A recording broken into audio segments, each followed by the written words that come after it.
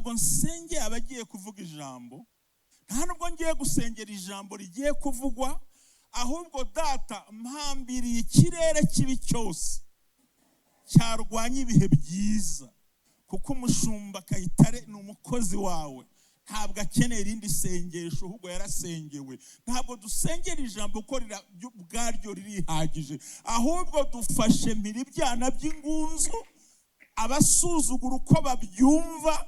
Iki kirere turakibohoje, dutwitse inkike z'abadayimoni aho zihishe, tusohoye dayimoni mu buryo bwose.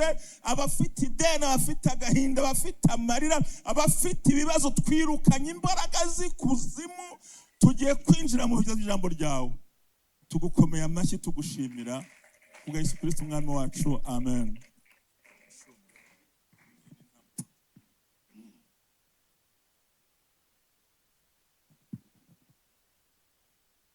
Amen. Umuntu mbonye ari bwo bwa mbere navuge ngo haleluya. Umuntu mbonye ari bwo bwa mbere navuge ngo haleluya.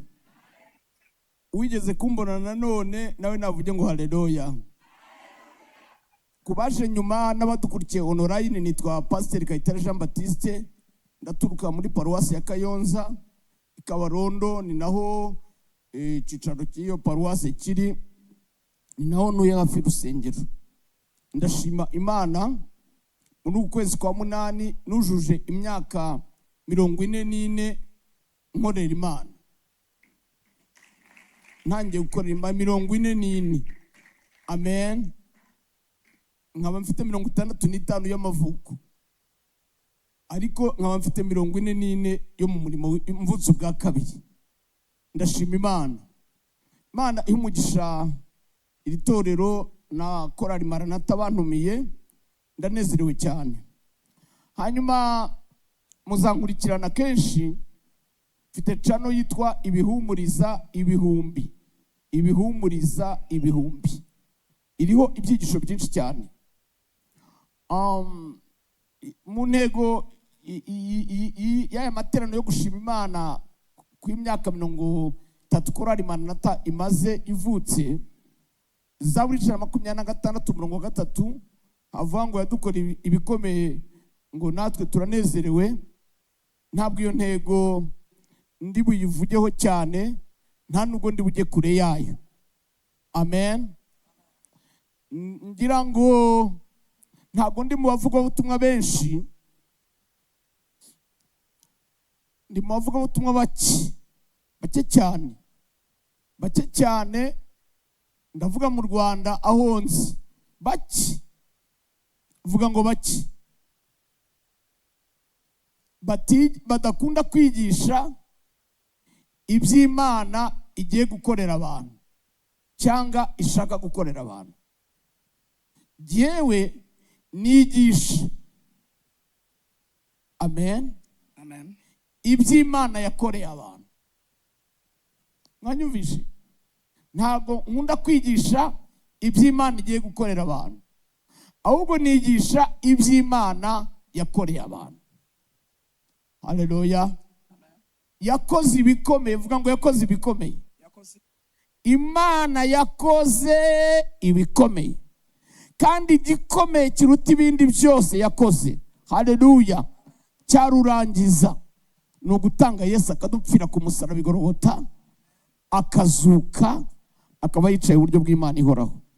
Aho niho ibintu byose bipfunyitse, niho byose biri.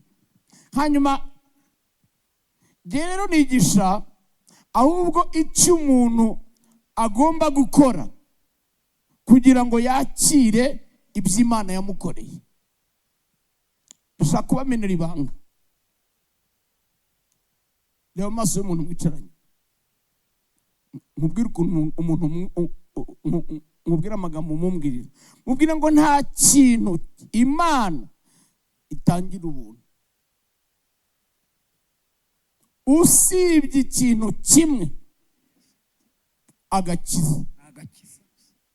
Usibye agakiza nta kindi itangira ubuntu.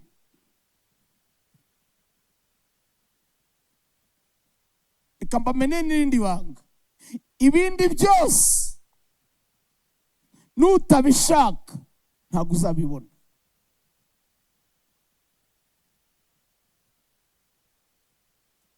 Noneho uyu muntu ni bwoko ki?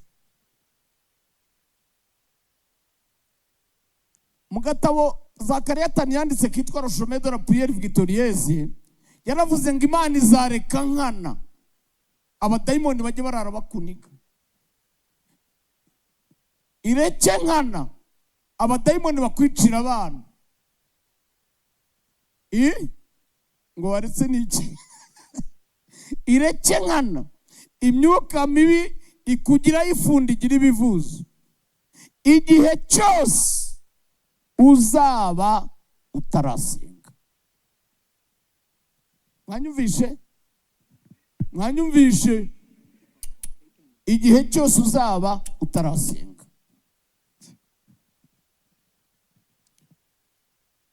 Nubyihorera nayo izabyihorera. Nihagira ibyo ubona bibaye, uzamenye ngo ni nk'ibyikorera ihene. Ni nk'uko imvura igwa no mu itabi no mu muhanda. Kubw'ibyo hari indirimbo y'umugandekazi ntajya nemeranya nayo, yaririmbye ngo hari ibyo nkorera ntaranasenga. Njye simbyemera. Ibyo ukora utarasenga ni nk'ibyikorera bantuza na bantuza, bariyo bose abeza n'ababi. Ibyo ni rusange nk'uko imvura igwa ikagwa hose. Ariko niba ushaka umwihariko ugomba kumenya gusenga. Haleluya, haleluya. Bampaye isaha imwe dushaka kuyivugamo nihuse, tugasengera abarwayi, Imana igakiza abarwayi muri iri teraniro. Haleluya, haleluya. Bwira umuntu mucanye uti Pastor Kayitare navuga haleluya uvuga amina cyane, bimumbwirire. Haleluya.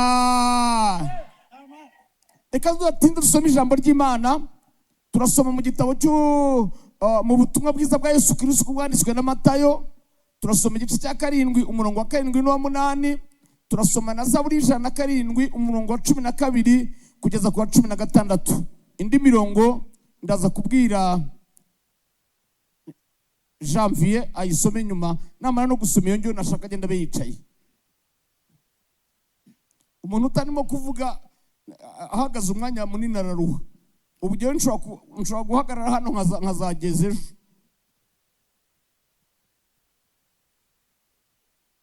Reka dusome Matayo 7 igice cya 7 umurongo wa 7. Aravuze ngo musabe muzahabwa, mushake muzabona, mukomange ku rugi muzakingurirwa.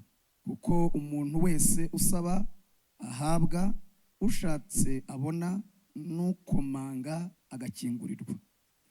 Zaburi 107 umurongo wa 12 kugeza ku wa 16. Zaburi 107 umurongo wa 12 kugeza ku wa 16. Kadusome. Aravuze ngo nicyo cyatumye icishisha bugufi imitima yabo umuruho, bakagwa ntibagire ubatabara. Maze batakira Uwiteka bari mu makuba, abakiza imibabaro yabo, abakura mu mwijima no mu gicucu cy'urupfu, aca iminyururu yabo. Abo bashimire Uwiteka kugira neza kwe n'imirimo itangaza yakoreye abantu. Murongo wa 16. Kuko yamennye inzugi z'imiringa, akavuna ibihindizo by'ibyuma. Amen. Yego, Imana igumugisha genda wicariye. Amagambo tugiye kuganira kuri uyu mugoroba nahaye umutwe uvuga ngo ubushobozi bw'amasengesho mu gukingura imiryango. Umuntu wicaye iburyo bwawe mumbariza izina rye, wicaye iburyo bwawe mubaza izina rye nawe umubwira iryawe, kandi uri mubaza useka. mubaze izina rye nawe umubwire iryawe kandi ubimaze useka. Mubwire ngo uri umuntu w'umugabo, uti wakoze cyane kuza mu nzu y'Imana. Mubwire ngo Pastor Kayitare agiye kukwigisha, bimubwire. Mubwire ngo agiye kutwigisha ubushobozi bw'amasengesho mu gukingura imiryango. Iyi miryango nshaka kuvuga, Bibiliya yerekana imiryango y'amoko, cyane cyane imiryango y'amoko atatu. Hari ibyo Bibiliya yita amadirishya yo mu ijuru. Iyo ni imiryango yo mu ijuru. Iryo jambo ryavuzwe n'umutwaro umwami yegamiraga, avuga ngo naho amadirishya yo mu ijuru yakinguka, ngo ibyo ntibyashoboka. Hanyuma no mu Byahishuwe 4:1, Yohana aravuga ngo mbona mu ijuru urugi rukinguye. Hariho imiryango y'ijuru, hakaba imiryango y'isi, hakaba n'imiryango y'ikuzimu. Bibiliya yita amarembo y'ikuzimu. Iyo miryango ndavuga kuri ibiri. Iy'ikuzimu ntabwo tugomba kuyikingura, n'ubundi tugomba kuyikinga. Ahubwo ndavuga ku miryango y'ijuru n'imiryango y'isi. Intumwa Pawulo yarasobanukiwe neza iyi miryango. Niyo mpamvu yakunda kuvuga ngo mudusabire, ngo Imana nidukingurira umuryango ngo tuzagera iwanyu. Imiryango itakingutse, imiryango imwe ikingwa n'Imana, indi igakingwa n'abantu ubwabo, indi igakingwa n'abadayimoni. Ariko iyi miryango yose ubundi Bibiliya iravuga ngo iyo Imana yakinze nta muntu ukingura. Siko mubizi mwese? Nimuzi ko Imana yakinze nta muntu ukingura? Ariko genza umuntu ushobora gukingura Imana yakinze. Kandi ntabwo ndi buvuguruze Bibiliya. Genza umuntu ushobora gukingura Imana iramutse yakinze. Ntabwo inama ishinzwe amahoro ku isi yakingura Imana yakinze. Inteko ishinga amategeko y'u Rwanda cyangwa ya East Africa ntabwo yakingura Imana iramutse yakinze. Ariko Bibiliya mu budahangarwa bw'Imana hari abo yahaye uburenganzira. Ngoma za 2:7-13-14 haravuga ngo nindamuka nkinze ijuru imvura ntigwe, nkohereza mugiga mu bantu n'inkota n'inzige zikona igihugu, abantu bitirirwa izina ryanjye nibaramuka baciye bugufi bagasenga bakihana ibicumuro byabo, nzakingura. Umuntu mwicanye niba yuko izina rye muhamagara umuvuze mu izina, muhamagara umuvuze mu izina, nkubwire uko mumwirira. Muhamagara umuvuze, muhamagare cyane mbyumve. Mubwire ngo amasengesho yawe Imana yahaye uburenganzira, niyo yonyine afite uburenganzira bwo gukingura Imana iramutse yakinze. Haleluya! Imuyimpera amashyi yo gapfukamirwa. Haleluya! Muravuga mina buhoro. Haleluya! Amen! Abemera ko Yesu avuga ukuri ni muvuge ngo haleluya. Haleluya! Aha arabwira itorero ngo musabe muzahabwa, mushake muzabona, mukomange ku rugi muzakingurirwa. Kubera ko umuntu wese usabye ahabwa, ushatse abona, ukomanze ku rugi akingurirwa. Muhamagara umuntu mucanye muvuze mu izina, uraryibuka muhamagara muvuze mu izina, useka kandi umuhanurire cyane. Mubwire ngo Yesu aravuze ngo n'uburenganzira bwawe, nusaba uzahabwa, nushaka uzabona, nukomanga ku rugi uzakingurirwa. Haleluya! Amen! umva irindi jambo nakunze ngo kuko umuntu wese, haleluya, amen. ni bangahe babyemerewe? Ni abanyamasengesho bose.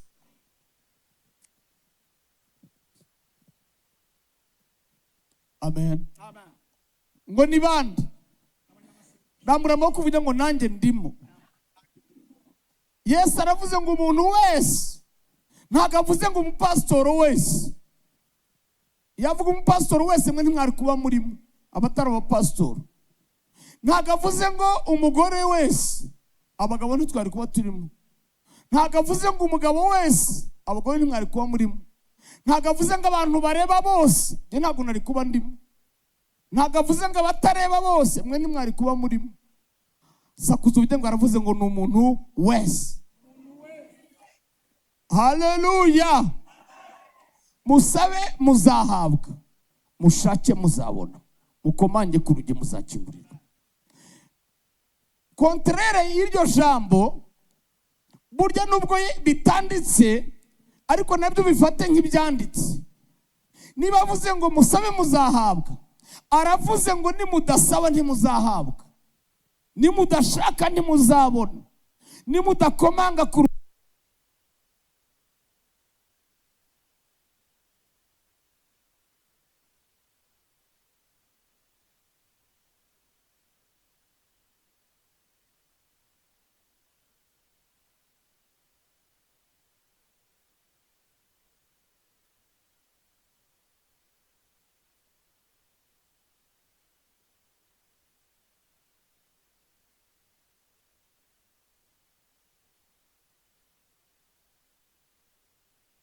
rugi ntimuzakingurirwa, kubera ko umuntu wese udasabye adahabwa, udashatse atabona. Uvuga ngo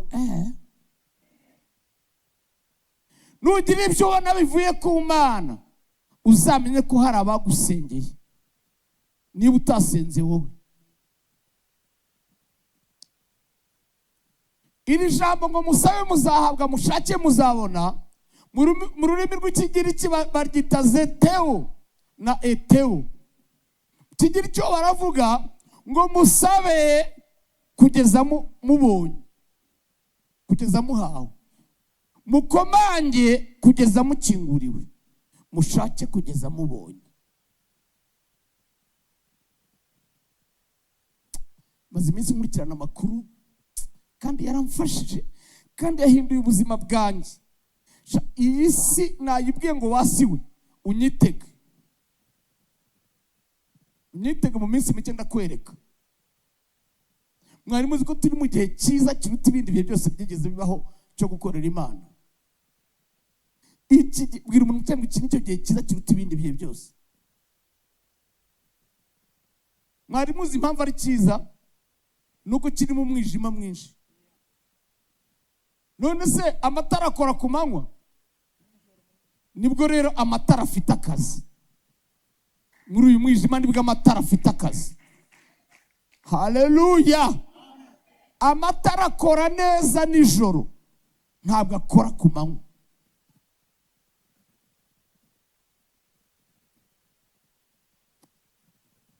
Gusenga,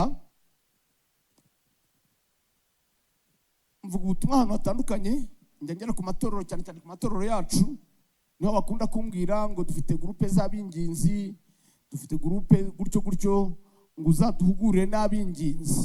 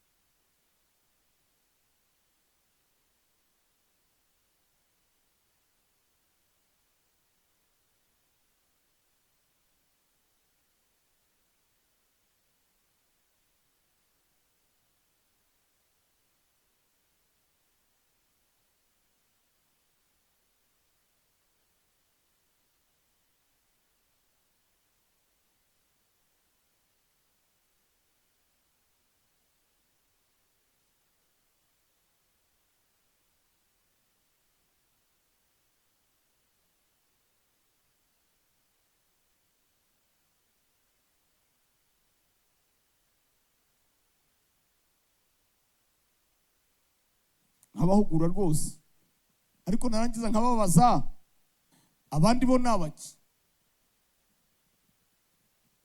Niko ye, abaririmbyi batarabinginzi nabaki, abadiyakoni, mpuzabikorwa, abashumba, abarimu, abakristo batarabinginzi muba muri abaki. Yesu adutegeka kuba binginzi twese, kandi n'itegeko gusenga. Nta nubwo gusenga ari impano ngo bigire ababirobanurirwa.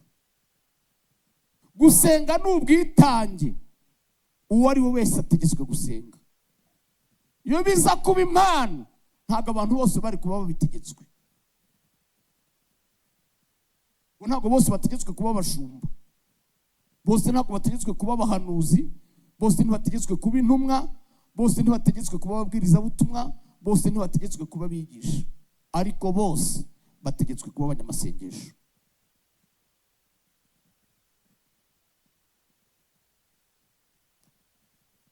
Hari ijambo nkunda kuvuga ko abantu babipa Imana bakagira ngo basenze. Mu masengesho utuntu mvuga niba muri abanyabwenge mugende mutwandika. Mu masengesho karite na kantite byose birabara, ireme n'ubwinshi byose birabara. Ntago ari ukubipa Imana ngo ndagushimye Imana ko abanye nanjye kuva mu gitondo kugeza amasaha ijoro ryose mwamurane nanjye mu izina rya Yesu, amen. Ayo ntabwo yakugeza ku bunani. Luka 18:6-7 harasobanura Matayo 7, musabe kugeza muhawe, mushake kugeza mubonye, mukomange kugeza mukinguriwe. Haravuga ngo mbese nimwumvishe ibyo umucamanza ukiranirwa yavuze, ngo ubwo bimeze bityo Imana se we ntizarengera intore zayo zibigenza zite? Zigira zite? Zitakira ku manywa na nijoro. Vuga ngo yiwe, nizitaka isogonda, zitaka amanywa nijoro. Ngo ndababwira ko, amen, mbese nimwumvise ibyo umucamanza ukiranirwa yavuze, ubwo bimeze bityo Imana se ntizarengera intore zayo zitakira ku manywa na nijoro, ngo mbese yazirangarana. Ay'umurongo wa 8 kavuga ngo ndababwira ko izazirengera vuba.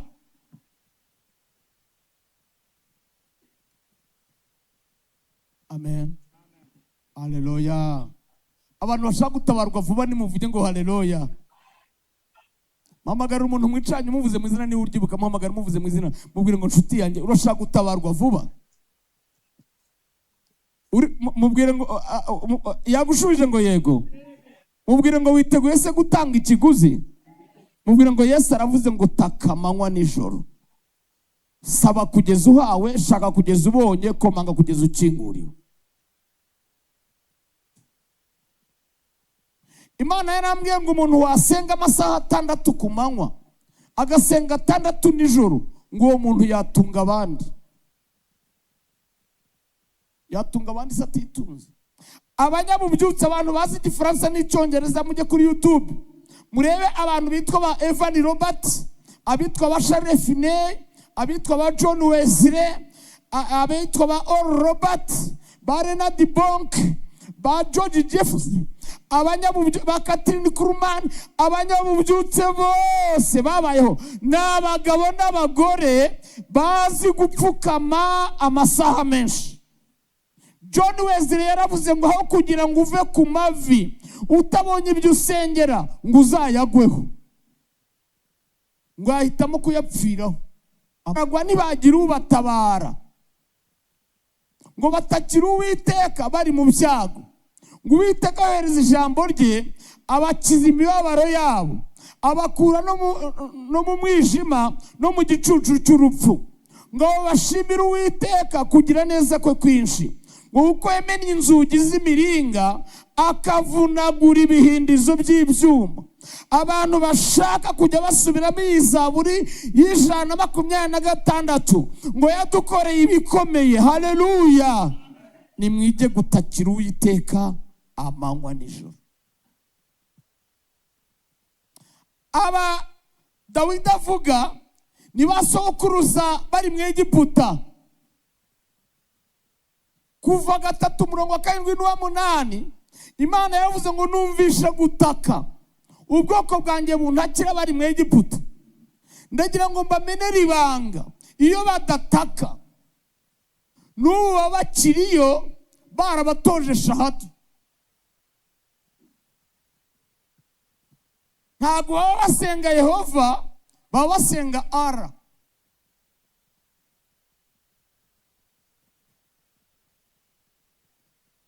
Hari n'ibindi bintu unyumve neza, abapinga mujye mupinga, ariko iyo niyo teologiya yanjye, niyo myemerere yanjye.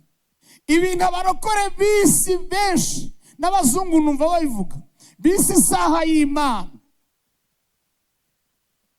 njye ntabwo mbyemera kandi isobanura.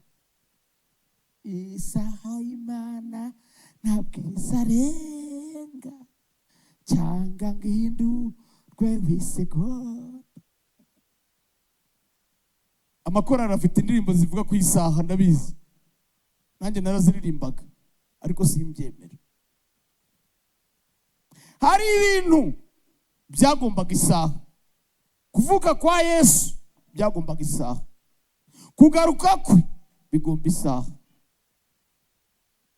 Ariko ibindi byose, mpamagara umuntu umucanye nkubwire uko umumbwirira, muhamagara umuvuze mu izina, mubwire ngo isaha yabyo yarageze. Ahasigaye ni wowe. Haleluya. Isaha yawe yarageze igihe Yesu yagupfiraga ku musaraba i Golgotha.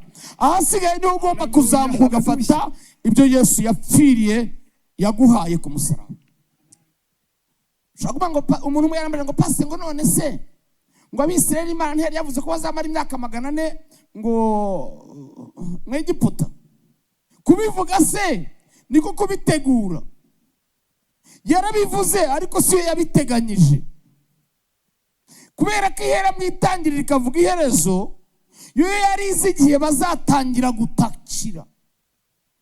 Mwanyumvishe? Yari izi igihe bazatakira. Ibona bazataka hashize imyaka 400. Bataka indi myaka 50. Kuko bavuye bamaze 450. Binarengaho. Kuriya kurengaho kuko Imana yavuze 400 banarenzaho. Yabonye igihe batangiye gutaka, ibona ko aribwo batangiye gutaha mu buryo bwo kwizera.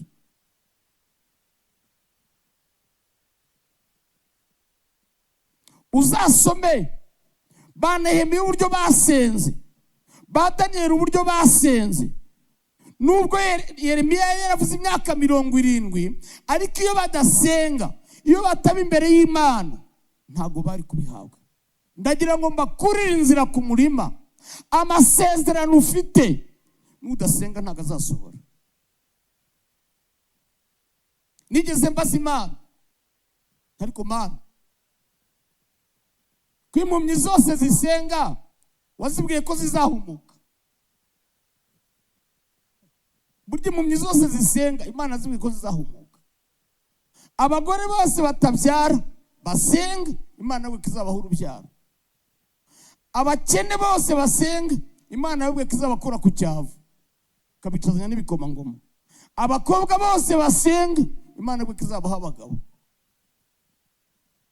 Ndabeshya yemwe? Mbaza Imana, none se koko ni Imana yabivuze cyangwa ni bya bindi umushonji wese arota arya?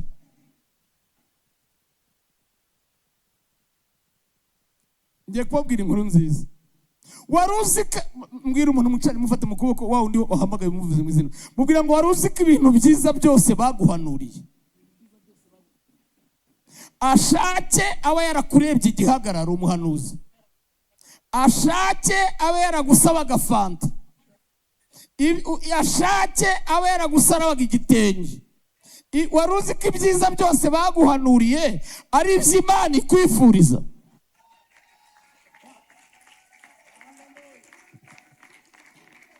Abemera ko Imana ari papa nimuvuge ngo haleluya. Ababyeyi bari muri riterano nimuvuge ngo haleluya. Buri mubyeyi wese wifuriza abana b'ibyiza byinshi navuge ngo haleluya. Sakuza uvuge ngo Imana ni data. Inyifuriza ibyiza byinshi cyane. Ndagira ngo nkumenere ibanga. Ibyo Imana ishaka kugukorera biraruta ibyo bahanuye. Ni byinshi kuruta biriya baguhanuriye. Haleluya. Amen. Haleluya. Amen. Nuko Imana imaze kumbwira gutyo, niyo mpamvu ibyiza byose bampanuriye mpita mvuga ngo amena. Ibibi byose bampanuriye mpita mvuga ngo ndabyanze mu izina rya Yesu. Sha, uvuga ngo sha. Ndagira ngo mbwira abakobwa bahanuriye ko bazinzwe. Umuntu wakuzinze bwa mbere ni uwaguhanuriye. Uwa kabiri wakuzinze ni wowe wirirwa ubisubiramo.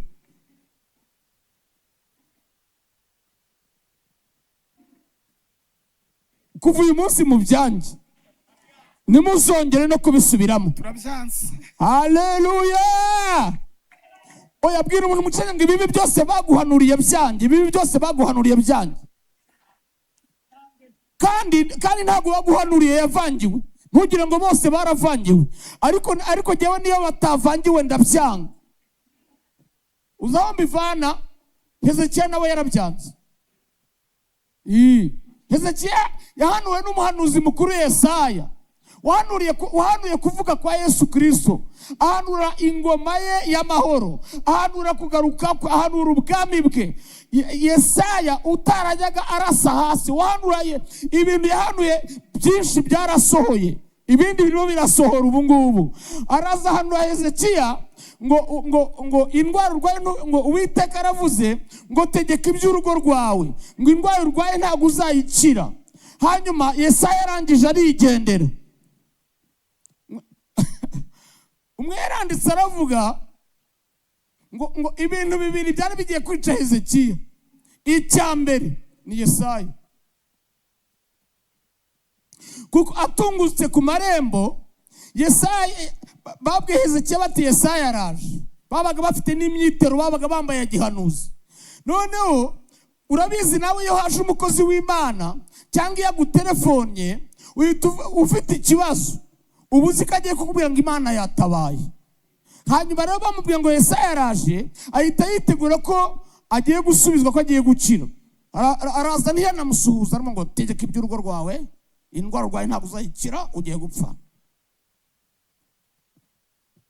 Iyo aba ari wowe uba warizingazinze umutima ukagwa mu nda bikarangira. Ariko Hezekiya ntabwo yapinze ubuhanuzi, ahubwo yari azi isengesho, yari azi imbaraga ziri mu masengesho. Haleluya. Amen. Kuyi Imana yakinze, Hezekiya yari azi ko amasengesho yakingura. Areba ivure, arayinginga, arayitakira, arayiririra. Haleluya. Yesaya yagiye atazi ibyo Hezekiya arimo gukora. Ageze nko ku Kamonyi, Imana iramubwira ngo subirayo, subirayo, subirayo. Haleluya. Bwira umuntu mucenga Imana ikugarutseho, ikugarutseho, kugarutseho, ije kuvuguruza biriya bibi byose baguhanuyeho. Ntabwo uzasara, ntabwo imodoka izakwica, ntabwo uzahomba, ntabwo uzapfa utabyaye, ntabwo uzapfa udashatse. Amina. Amina. Amina. Haleluya. Amen.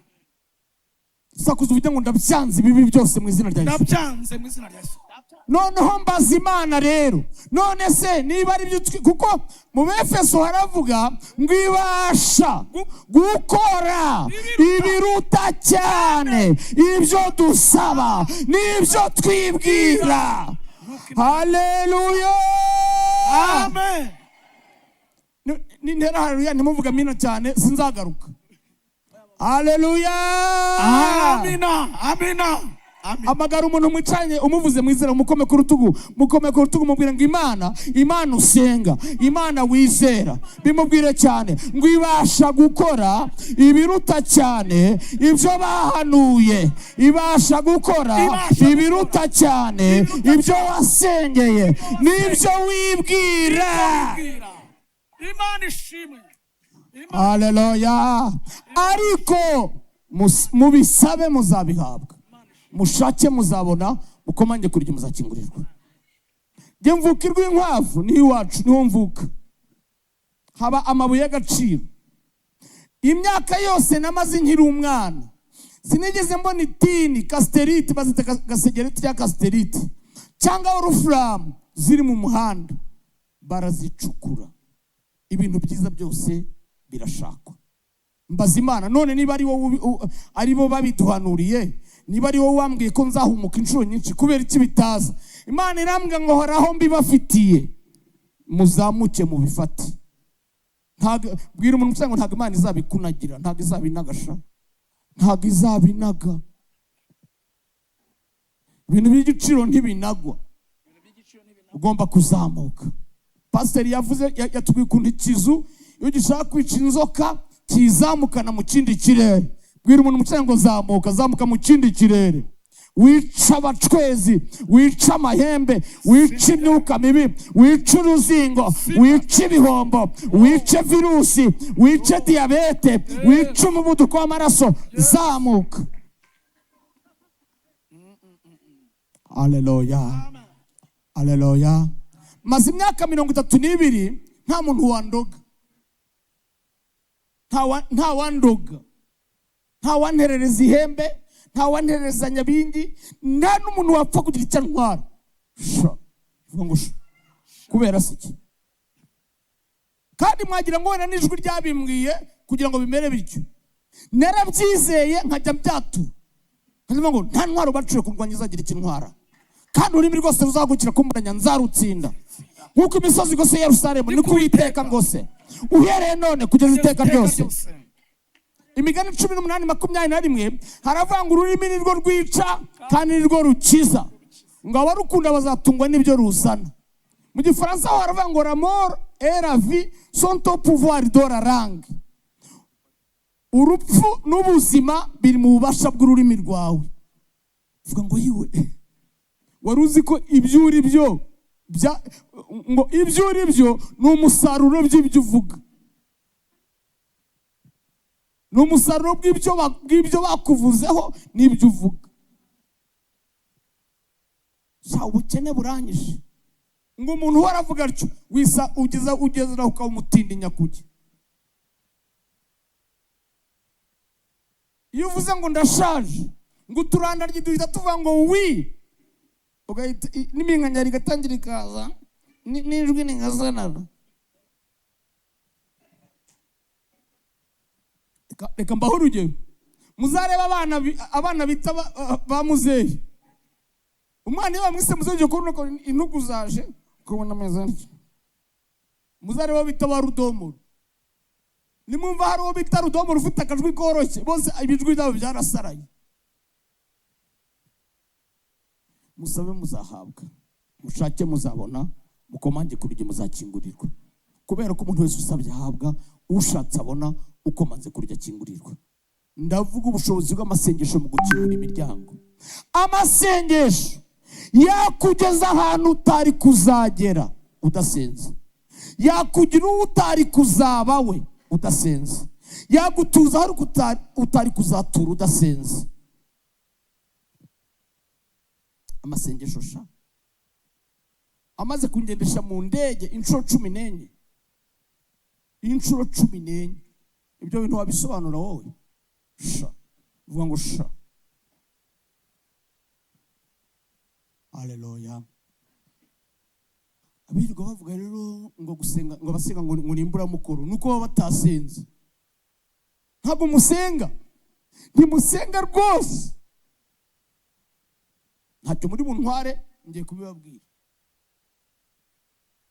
Korali yaririmbye ngo wagiye Kanyarira ntiwasubizwa, ujya mu marembo y'urupfu ntiwasubizwa, ujya Samatara ntiwasubizwa, nabajije madamu n'ubundi bajyaga gukora iki. Oya mbariza umucamanza ngo ubundi mujya gukora iki. Ashwi ni ukuri ntabwo mujya gusenga, ikambagura icyo mujya gukorayo kugira ngo babahanurire. Buri muntu agiye kugira ngo yumve ubuhanuzi. Ninde wari wajya agapfukama amasaha 6 wenyine asenga? Genda njya mu butayu ubwo mbashije bwo kwa masasu bikibaho, nkagera n'umugabo w'inshuti yanjye tukafata agakeka tukajya munsi y'igiti tukapfukama kuva mu gitondo kugeza nimugoroba. Andi magrupe manini hepfo yacu akaba afite abahanuzi no kubabwira ngo ugiye i Burayi uhawe etaje uhawe, bagataha ngo basi ari ibyo biriwemo. Abandi bakirwa bamanura amabuye bayabirindura ngo babirinduye ibibazo, abandi bakavuna ibiti ngo bavunnye abantu. Ayo ni amasengesho. Nibyo bita ibyumba by'amasengesho byinshi sibyo, ni ibyumba by'uburondozi no guhanura. Kandi ndabyemera nanjye ndahanura. Ni mu byiti byo guhanura ariko mu byiti by'amasengesho. Barangiza akavuga ngo naka wakabonye Mana, nabaze ko nanga kiba bavuga.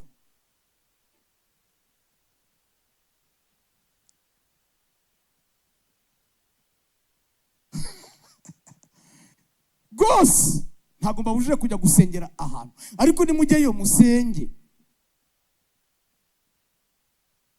Impamvu mwasengeyo ntimusubizwe nuko mutasenze. Aha mwaba muvuguruje Matayo 7, haravuga ngo musabe muzahabwa, mushake muzabona, mukomange kurya muzakingurwa, kuko umuntu wese usabye ahabwa, ushatse abona, ukomanze kurya akingurirwa. Mungu wanjye yitwa Mugisha ari muto, yiga mu mwaka wa mbere primaire no mu wa kabiri, yarazaga yakomanga ku gipangu. Umuntu wese n'abari mu gikari n'usinziriye akabyumva, yarakomangaga agahonda porotaye kugeza abasinziriye bakangutse, akayihonda kugeza abantu bakinguye. Mpamagara umuntu mwicanye umuvuze mu izina nkubwira uko mumubwira. Mpamagara umuvuze mu izina mubwira ngo ukikomanga nka Mugisha. Mwagiye mukomanga nka Mugisha, mukomange kugeza mukinguriwe, musabe kugeza muhawe. Abantu bemera ko ibintu dusaba Imana bifite nimuvuge ngo haleluya. Ifite ibiruta biriya. Yesaya 62:6-7 haravuga ngo dore nshyize abarinzi kuri Yerusalemu, ntibazaceceka ku manywa nijoro. Yemwe abibutse Uwiteka ntimugatuze, ntimukamuhwemere kugeza ubwo azakomeza Yerusalemu. Ushatse nawe wakanirwa kugeza ubwo uzasubizwa. Kugeza ubwo. None se ko wabiretse tarasubizwa, urindiriye ko baguhanurira gusa. Nibyo bazaguhanura kandi byiza, ariko nutasenga ntuzabibona. Jewe ugisanga abantu bavuga ngo shango hari imvugo abarokore bavanga n'abapagani. Ushango mwene wacu yarandiye, ngo barakana kabarandiye, ndagira ngo ubwiye ko nta wakuriye ni wowe wiriye. Data afite byose. Abemera ko Imana yabamenye itarabarema nimuvuge ngo haleluya. None se niba Filipo na Budensiyano bo mu runana bajya kubyara umwana babanje kumupangira, Imana niyo yakuremye itagupangiye. Birahari, sakuza uvuge ngo birahari. Ibyawe byose birahari. Ubutabazi bwawe burahari, gukira indwara kwawe kurahari, imigisha baguhanuriye irahari, ariko nudasaba ntuzahabwa.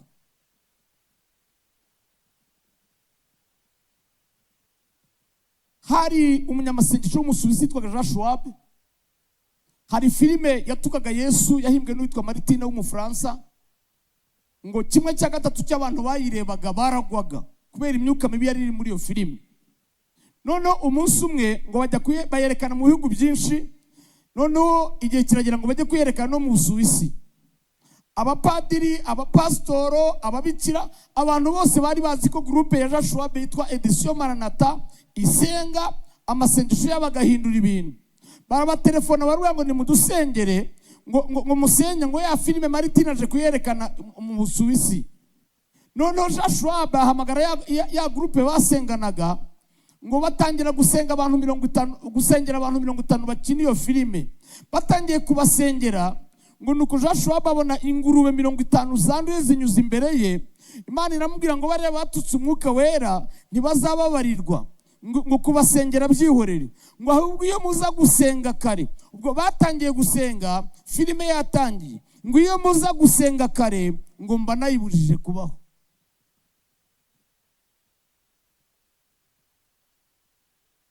Hari abantu barimo kunyumva neza n'uvuga ngo yewe niko ye, kubera iki Imana itayibujije batarasenga. Kwa Yesu dufite ubutware, dufite ubushobozi. Amen, amen, amen. Nabajije abantu n'imfunguzo Yesu yambuye Satani. Satani yari yazikuye. Mbaza abantu mu rusengero babiri, umwe arahaguruka aravuga ngo Satani yari yazibye, ngo yari yazibye mu ijuru. Undi aravuga ati ntago mbizi, n'undi ati ntago mbizi. Oya, babiri bavuze ko yazibye mu ijuru, abandi ngo ntago mbizi. Ndabwira noya ntago yabishobora kwiba imfunguzo mu ijuru. Imfunguzo Yesu yambuye Satani, Satani yari yazambuye Adamu. Ntabwo ari imfunguzo zijegera, ni ubutwari bwo kwita ibintu uko abyise bikaba ariko byitwa. Hanyuma Yesu amaze kuzambura Satani yazishize, barambwira ngo yazishubije mu ijuru. Oya, ntabwo ari byo, yazishubije Adamu. Adamu mvuga ni wowe ni ngewe, kuko yaravuze ngo nzabaha imfunguzo z'ubwami bwo mu ijuru. Cyo muzahambira mu isi, ijuru rizaba gihambiriwe no mu ijuru. Cyo mubohoye mu isi, kibe kibohoye no mu ijuru. Nubyihorera rero ntago bizifungura. Shaka kubasunika mugahinduka abanyamasengesho mwese uhereye nona. Umuntu ajya telefone akama ngo pastor ngo Kayitare ntingo nitwa ngo ndagushaka nti uranshakira iki, ngo ndashaka uzaza ngo tugasengana. Ni ntabwo nagukundira.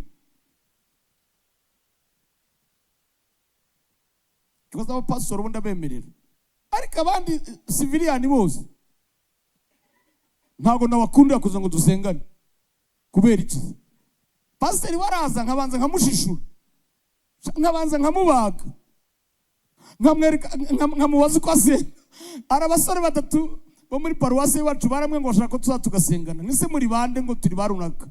Noya, ntabwo nabakundira ko dusengana, ahubwo muzaze mbasengere. Muzaze mbasengere.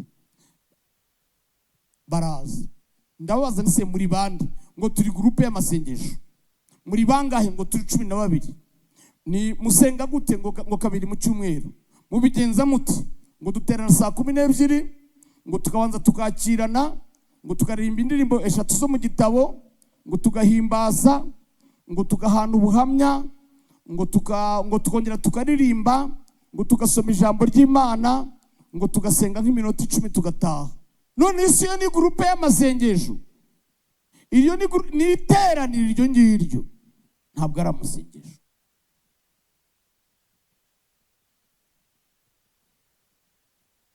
Abanyamasengesho n'abantu bagenda bagapfukama bagafata umwanya uhagije wo gusenga. Uzasome Bibiliya uri abanyamasengesho bose. Mose yamaze iminsi 40 ku musozi. Eliya yamaze 40 na Yesu yamaze 40, kandi yari Imana. Mbere yuko atangiza ministeri yabanje gusenga. None abo basore rero ndavuga ntabwo rero nasengana namwe.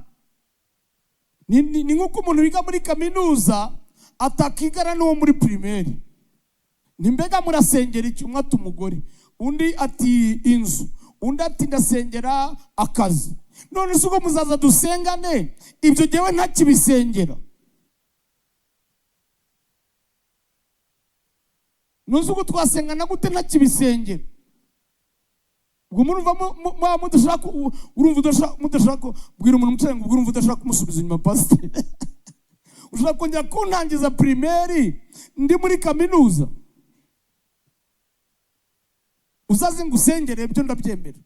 Ariko kuza ngo dusengane cyangwa uze nkwigishe gusenga. Mwene wabo bonge ngo yagiye mu giterane cye aramuga ati pastor, kandi umwuka wera nibambwiye kubabwira ibi bintu. Ntabwo nababwirije, nashatse kubaganiza ko nzi ko muri abakristo. Ngo aramuga ngo pastor, ngo izi mbaraga zigukoresha ziva hehe? Aramuga tuzaze nje kwereka aho nzikura. Baragenda bajya mu cyumba, bonka apfukama amasaha 8, undi apfukamye iminota 30 araruha. Aramuga ati nahamba ivana rero. Abashumba iyo bansuye, iyo bagize umugisha mbereka amavi yanjye. Amavi yanjye sijya mpfa kuyereka abantu. Niyo ndi mu rugo sinkunda kwambara ikabutura. Waruzi ko mfukama amasaha 6 mfukamye cyangwa 8, mvuga ntaceceka. Biva mu gusenga. Reka dusoreze muri Yesaya 45 umurongo wa 1 kugeza ku 3. Yesaya 45 umurongo wa 1 kugeza ku 3. Kandi turasenga Imana ibohora abantu hano. Imana igiye gukiza abantu indwara, igiye guca izo nzingo, igiye gukiza abantu abadayimoni n'indwara abantu bavuze ko zidakira. Yesu ari hano ngo azikize. Yesaya 45 umurongo wa 1 kugeza ku 3. Yesaya 45 umurongo wa 1 kugeza ku 3. Aravuga ngo ibi ni byo Uwiteka abwira Kuru. Fata ukuboko umuntu wabajije izina rye, mufate mu kuboko umurebe mu maso, umukomeze kugeza igende bikubwirire. Uvuga ngo ibi ni byo Uwiteka abwira umuntu wasenze. Abwira umuntu wasenze. Uvuga ngo ibi ni byo Uwiteka abwira wowe. Komeza usome wowe. Uku niko ibi ni byo Uwiteka abwira Kuru. Uvuga ngo ibi ni byo Uwiteka abwira Alphonsine, nawe uvuga izina ry'uwo. Uwo yimikishije amavuta. Uwo yimikishije amavuta. Uwo yakwimubwira ngo Imana yakwimikishije amavuta kuko uri umukristo. Ati niwe mfashe ukuboko. Mubwire ngo Imana yavuze ngo ni wowe ifashe ukuboko nonaha. Kwiburyo. Nkamuneshereza. Ngo ikuneshereze amahanga. Imana irashaka kuneshereza amahanga. Numenya gusenga no gutitiriza no kuba imbere y'Imana, abanyamasengesho Imana ibaneshereza amahanga. Abantu batsindiwe kubera ko basenze, nimuvuge ngo haleluya. Amen. Abantu bagiye babona ubutabazi kubera amasengesho, nimuvuge ngo haleluya. Amen. Bwira uwo muntu ngo ibi ni byo Uwiteka abwira Kuro. Vuga izina ry'uwo nguwo. Ni wowe mfashe ukuboko kw'iburyo, wowe nimikishije amavuta nkakuneshereza amahanga.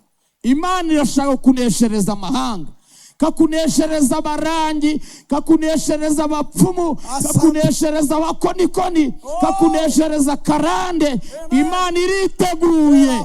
Imana iriteguye. Komeza. Kandi nzakenyuruza abami kugira ngo muhanure, dufatanye guhanura. Mubwira ngo Imana iravuze ngo izakenyuruza abami kugira ngo igukenyeze. Uyu muntu mwamitemo gusoma ngo mukingurire inzugi kandi n'amarembo ntazugarirwa. Ongera utangire. Kandi nzakenyuruza abami kugira ngo kandi mubwira ngo Imana muhamagara muvuze mu izina. Mubwira ngo Imana iravuze ngo kandi nzakenyuruza abami. Amen. Kugira ngo mukingurire inzugi. Umuntu urimo kunsomera rero ikosa afite ntago ari uko atazi gusoma, ahubwo arimo arafashwa n'abari uretse gufashwa. Uraza gufashwa nyuma. Yego, kugira ngo mukingurire inzugi. Mubwira ngo Imana izakenyuruza abami. Izakenyuruza abami, izakenyuruza ibikomangoma, izakenyuruza abatware n'abafite ubushobozi, izabakenyuruza kugira ngo igukingurire inzugi. Haleluya. Haleluya. Igukingurire inzugi. Kandi n'amarembo ntazugarirwa. Umva, iyo Imana yagukinguriye iyo wasabye ugahabwa, washatse ukabona, wakomanze ugakingurirwa, ntago amarembo yongera kugarirwa. Nta bakuvuma ngo bigufate, nta bakuroga ngo bigufate, nta bakugambanira ngo bikunde. Imana yica imigambi y'icakura. Haleluya. Sakuza uvuge ngo amarembo ntazugarirwa. Nzakujya imbere ahataringaniye. Haleluya. Hamagara uwo muntu umuvuze mu izina, mubwire ngo nusenga Imana igakingura inzugi, izakujya imbere ahataringaniye haringanize, ibidasobanutse bisobanure, ibitumvikana ibyumvikanishe. Ntabwo ari ngombwa kwisobanura. Imana niba yakinguye, ibidasobanutse izabisobanura, ibitumvikana izabyumvikanisha. Haleluya. Amen. Haleluya. Nzamenagura inzugi z'imiringa. Iravuze ngo Imana ishobora byose, iravuze ngo izamenagura inzugi z'imiringa. Ntago nitaye ku myaka inzugi zimaze, ntago nitaye ku bazikinze, ntago nitaye ku byazikinze, ntago nitaye ku myaka umaze ukingiranywe. Imana nkorera, Imana ya Abrahamu na Isaka na Yakobo, iravuze ngo ngiye kumenagura inzugi z'imiringa. N'ibihindizo by'ibyuma, n'ibihindizo bazihindije. Bwira umuntu mwicaye ngo n'ibihindizo bazihindije, imitongero batongereye, ibikagiro bashyizeho, ibirozi baguteze mu marembo, ibyo bakuvuze byose, uruzingo bakuzingishije, inama bagucuriye, ibicemo kabiri. Nzaguha ubutunzi buri mu mwijima. Haleluya. Umva ijambo nkunda sha. Hamagara umuntu mwicanye umuvuze mu izina, mubwira ngo Imana iravuze ngo izaguha ubutunzi buri mu mwijima. Umva ibintu biba pasiteri Ntambabazi. Iyi miryango yakingutse, Imana iguha ibyo baguhanuriye, ikaguha ibyo wayisabye, ikaguha n'ibyo utayisabye, ikaguha n'ibyo batahanuye. Haleluya. Amen. Haleluya. N'ibintu bihishwe ahantu hiherereye. Genda gahoro. Hamagara umuntu mucanye umuvuze mu izina, muhamagara umuvuze mu izina, mubwira ngo nusaba ugahabwa, nushaka ukabona, nukomanga ku rugi ugakingurirwa. Imana izakenyuruza abami igukenyeze. Abantu biteguye gukenyezwa n'ijuru nimuvuge ngo haleluya. Haleluya. Haguruka witere hejuru uvuge ngo niteguye gukenyezwa n'ijuru, niteguye gukenyezwa n'ijuru. Haleluya. Sakuza uvuge ngo hataringaniye hagiye kuringanira, ibitagendaga bigiye kugenda, ibitumvikanaga bigiye kumvikana. Mushumba Gadi, ibintu bitumvikanaga bigiye kumvikana. Haleluya. Korari Maranatha, hari ibintu bigiye kumvikana. Korari Penueli, hari ibintu bigiye kumvikana. Korari Ntumwa z'Umwami. Haleluya. Hamagara umuntu mwicanye umuvuze mu izina, umuvuze mu izina. Imana, mubwira ngo Imana ni Imana kumenagura inzugi z'imiringa, ikavunagura ibihindizo by'ibyuma, izaguha ibintu biri mu mwijima. Ibyo ntago abahanuzi babibonye. N'amasiripurize Imana yakubikiye. Hari uruhisho, mubwire ngo hari uruhisho, hari uruhisho, hari ibindi bitari biriya. Haleluya. Haleluya. Izaguha muhama, hanura, mubwire ngo izaguha n'ibintu biri ahantu hiherereye.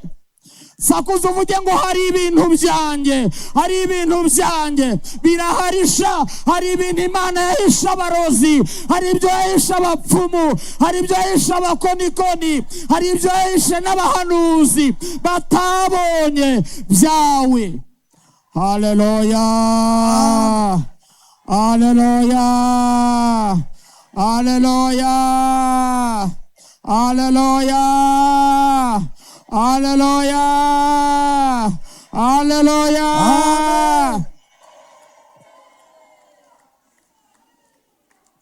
turangije umurongo wa 3.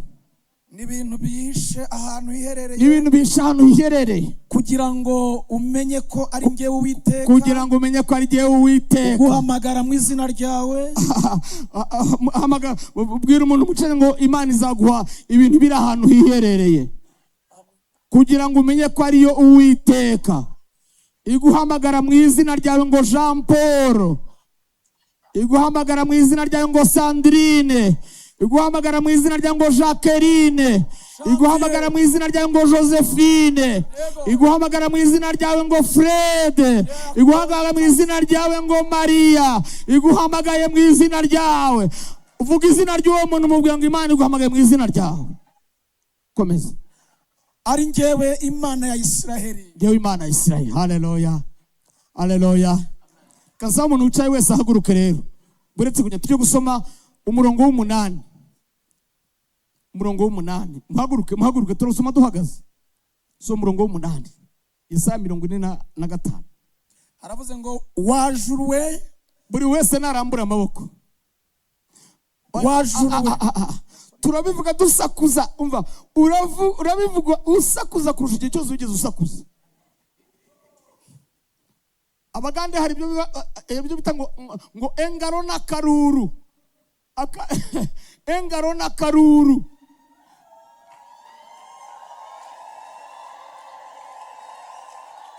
Mwari muzi yuko izari zo mpundu Bibiliya ivuga. Ziriya mahanga n'iz'umuco nyarwanda ntabwo ari za Bibiliya. None se ziriya ko zivuzwa n'abagore gusa.